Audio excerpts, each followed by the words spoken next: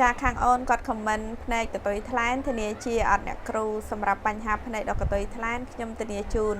អំពីគុណភាពនិងប្រសិទ្ធភាពជោគជ័យ 100% ពិតប្រាកដមែនណាអូនព្រោះមានអតិជនជាច្រើនដែលគាត់បានប្រើប្រាស់នៅ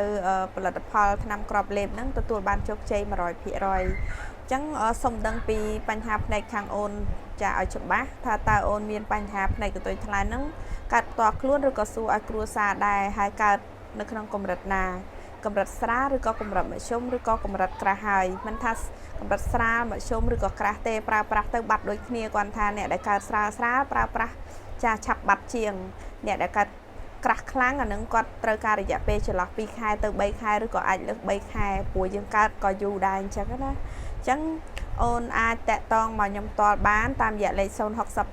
5530គុត9គុតចាមួយខ្សែទៀត07គុត264662លេខមានភ្ជាប់ Telegram អាច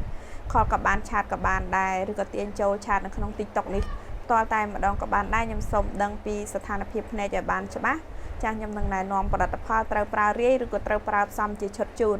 ចាអរគុណដែលបានចាប់អារម្មណ៍អាចតាក់ទងមកបានចា